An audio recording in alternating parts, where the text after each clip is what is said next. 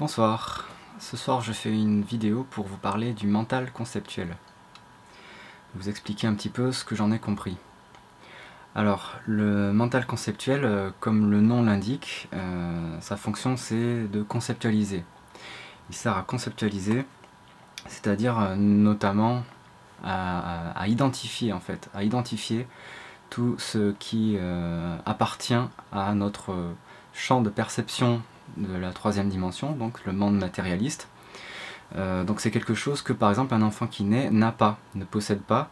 Un enfant qui naît, qui n'a pas encore appris à nommer les choses, ne perçoit le monde, perçoit la réalité vraiment telle qu'elle est en fait. Contrairement à nous qui sommes devenus adultes et qui avons appris à nommer les choses. Mais en fait ce qui se passe quand on nomme une chose, quand on commence à poser un nom, on pose en fait un regard qui est limitant. Et donc on finit par avoir une perception limitée de la réalité, limitée en particulier à notre cerveau gauche, celui qui nous pose le plus de problèmes, de soucis. Le mental conceptuel est tout à fait lié justement à cette surutilisation du cerveau gauche, le cerveau rationnel, par rapport au cerveau droit qui est vraiment le cerveau plutôt de l'imagination, justement, de la création. Donc à quoi sert le mental conceptuel? Donc à faire des additions, à identifier des objets, des personnes. Il faut comprendre que le mental conceptuel ne sait envisager les choses en fait qu'à partir de ce qu'il connaît. Donc c'est vraiment la définition en fait de la zone de confort. S'il y a vraiment un lien avec cette notion de zone de confort, donc ce qui lui confère en fait une créativité extrêmement pauvre. C'est-à-dire je n'attends jamais, j'ai appris à ne plus attendre de mon mental de trouver des solutions en fait, car ce n'est pas son rôle. Sa fonction ancestrale en fait c'est une fonction de survie, c'est la fonction d'attaque ou de fuite par rapport à un danger qui arrive, qui se présente. Donc dans un but de survie. Et ce qui est générateur en fait c'est la première source de génération de la peur.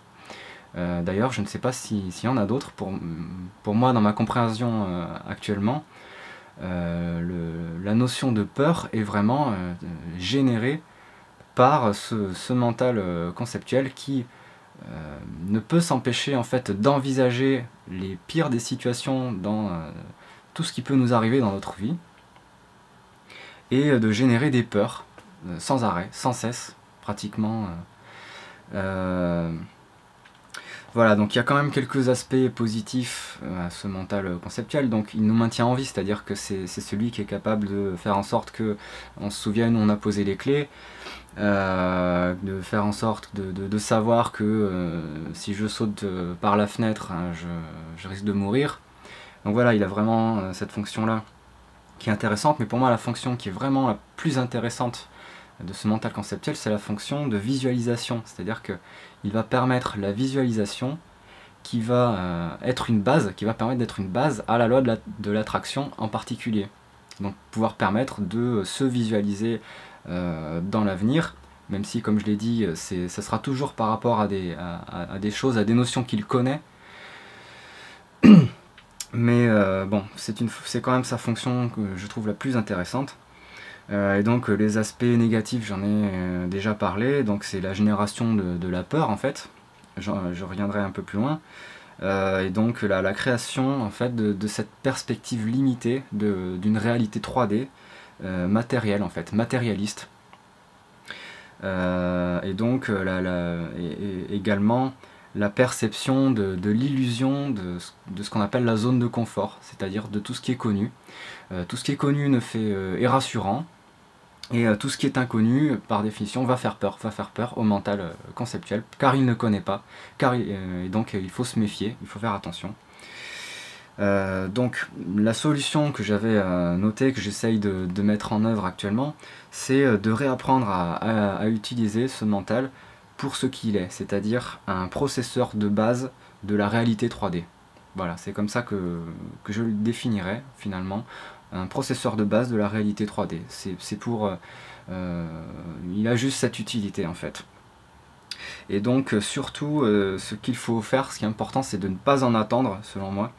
Donc numéro 1, de trouver des solutions miracles, des inspirations en fait.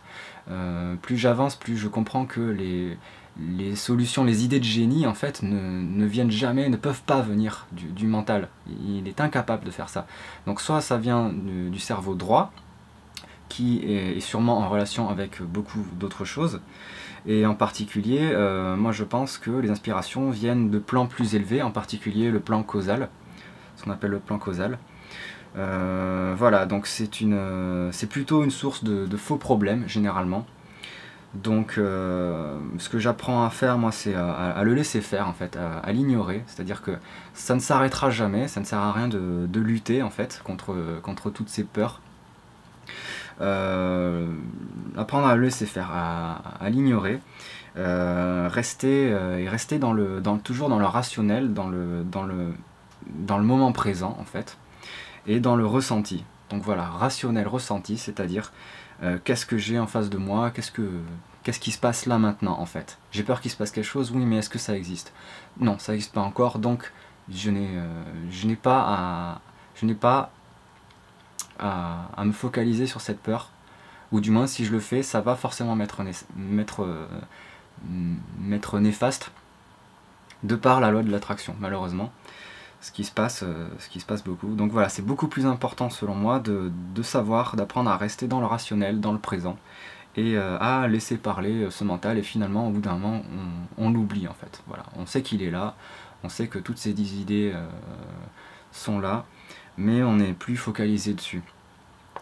Et donc j'avais marqué aussi toujours ignorer la peur infondée. Voilà, cette peur infondée qui, selon moi, est vraiment totalement inutile en fait.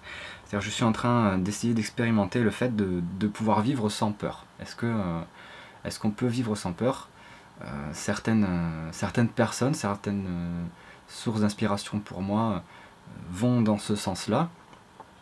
Pourquoi? Pour éviter en fait une attraction négative, pour éviter d'attirer à nous des choses que nous ne souhaitons pas, et juste se limiter à attirer dans notre expérience que ce qu'on veut en fait. Donc il n'est forcément pas de la peur, qui n'a forcément rien à voir avec ça. Donc voilà, en fait, j'avais marqué encore une fois, revenir dans le présent, toujours rester au maximum dans cet instant présent pour sortir des peurs, et se poser la question, est-ce que j'ai des preuves que ces choses existent?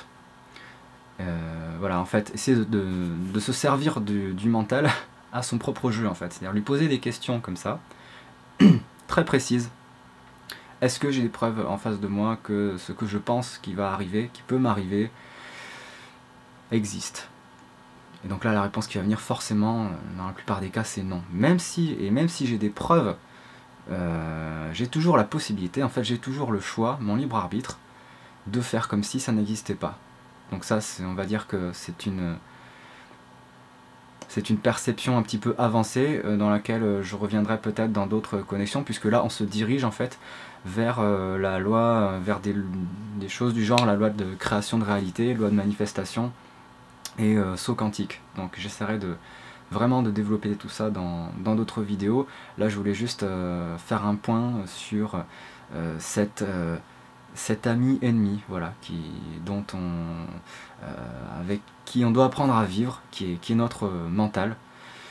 Et voilà, donc essayer d'apprendre à vivre avec de la façon la moins, qui nous pose le moins de problèmes, qui nous perturbe le moins dans la vie. Donc voilà, bonsoir.